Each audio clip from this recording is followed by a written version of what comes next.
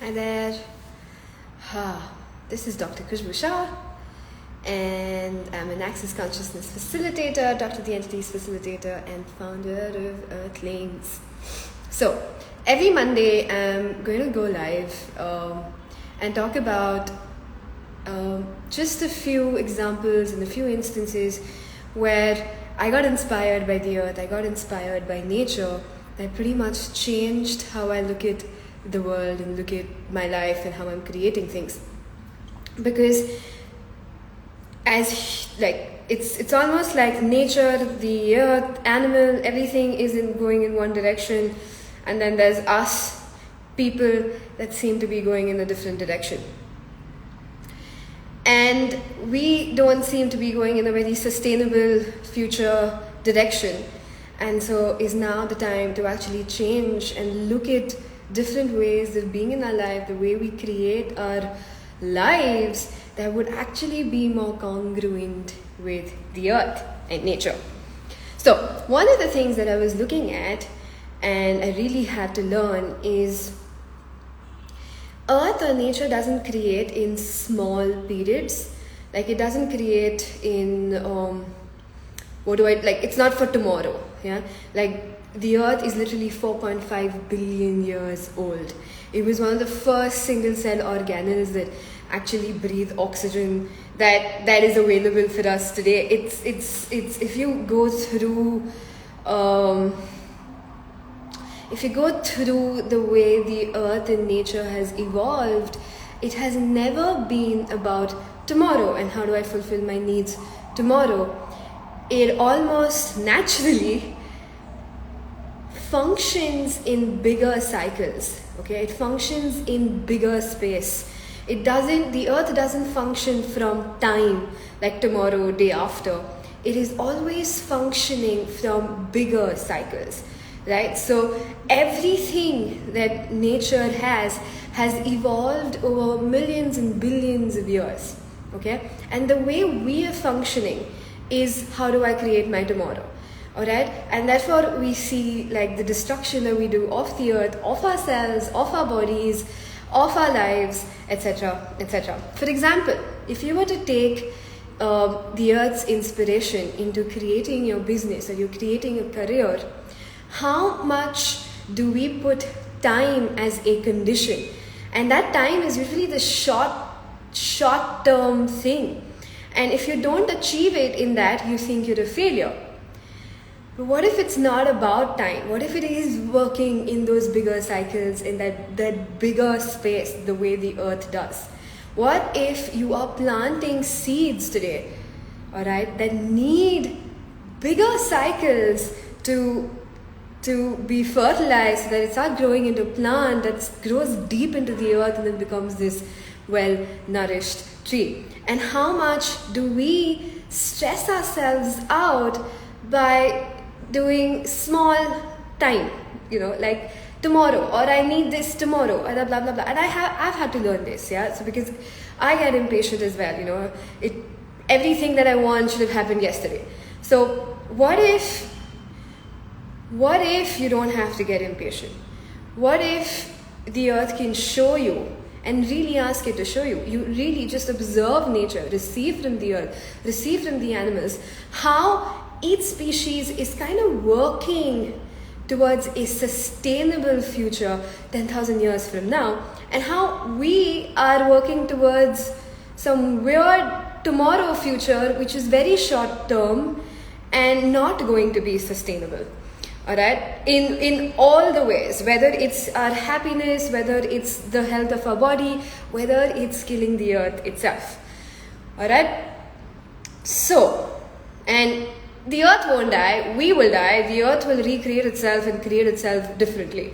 So it's time for us to sort of get those inspirations from the earth. What if you were not creating for tomorrow? What if everything that you're creating, you looked into what you can change today, or what can you add so that you're investing in your future lifetimes? Alright? So even with your business, even with your money, like as part of like Earthlings and stuff, we do a lot of clearing and becoming conscious and becoming aware of every area of our life. And that's mainly That's mainly Earth. Everything, even though it's not directly Earth related, it's literally the more you get over any of your stuck positions and everywhere you stop functioning from limitations, as if everything is based on the limitation of time that you're putting into.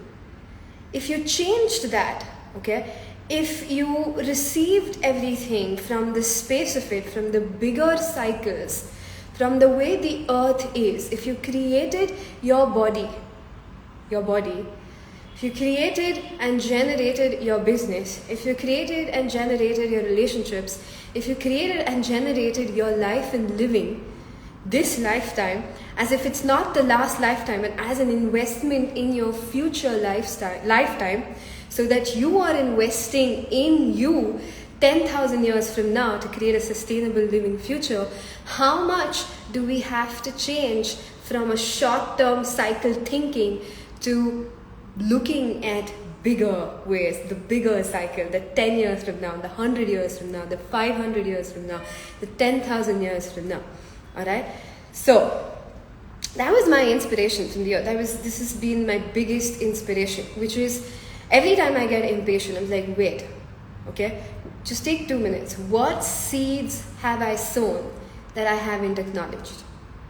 Because they will sprout and they will flourish unless you force really hard for it to grow in some other way, and you put pesticides and you put like all sorts of shit on it so that it dies eventually. It's a very short-term thing, just exactly how we're creating like our farming. Anyway, this can go in so many directions, but the seeds that you've sown today, and I mean as your life and living, where have you not acknowledged that it requires some space, it requires those bigger cycles for it to flourish into what you're actually asking for?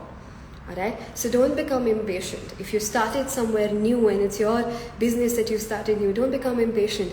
Just relax, acknowledge the seeds that you've sown, and ask what action step is required today for this to be sustainable through years to come and not just tomorrow. So I hope this helps, alright? Because the earth does not function in small time, the way we see time, very linear. It functions in bigger cycles. A mountain range, the Himalayas, have taken millions and millions of years, or probably thousands and thousands of years to be formed. The earth itself is 4.5 billion years old. We have been here for a very long time, but we're functioning as if it's only about tomorrow. What if we started changing everything we ask for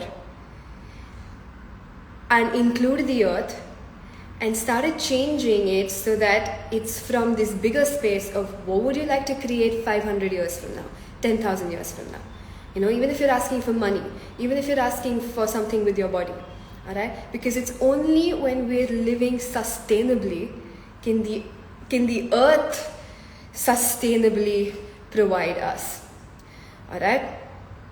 So I hope this helps. So everywhere you're kind of functioning from the smallness of linear time, change it and ask, if I was creating like the earth does, which is at least 500 years, like minimum 500 years from now, what would you change in your asks? What would you change for your body and the way you're with your body? What would you change in your relationships? What would you change with the sort of stuff that you buy as well? And how much more, if you function like the earth, will you actually be happy? Okay? Every time you get impatient, just extend your awareness from 500 years now and just get a sense of what you're creating from 500 years now. If it is not sustainable, ask what needs to change today. Ask what needs to change today. Alright? So, I've gone in a few different directions. Alright? But the idea is, the earth inspires you not to function from small time, linear time, but from bigger cycles. Alright? So if you started functioning from there, what will be available for you? And please let me know if these things help you and if these things make practical sense. And if you'd like more information on how I changed every area of my life so that it is, and I'm changing every area of my life so it is actually sustainable for the earth, for me, and I'm creating for over 500 years from now and not just for tomorrow, including my money. Ask me questions, feel free to reach out to us, and every Monday I'll come in and I will speak about an inspiration from the planet. Thank you so much. Alright, so ask to function not from short-term linear time thing like space, from big earth cycles. Alright, 500 years at least, because nothing in nature, literally nothing in nature functions from how do I fend for myself tomorrow. Even each species somewhere is so aligned to the planet that it is always looking at what would be sustainable. Therefore, survival of the fittest, so that there's a sustainable living. Because survival of the fittest means that they don't have to, they don't have to destroy the earth just to fend for one body. You know, they can get their sustenance in little, and they will thrive. All right. This conversation can go in so many directions, but the idea is everywhere you are getting impatient because something that you've been asking for is not showing up tomorrow. Ask, what seeds have you sown that you haven't acknowledged? That's first.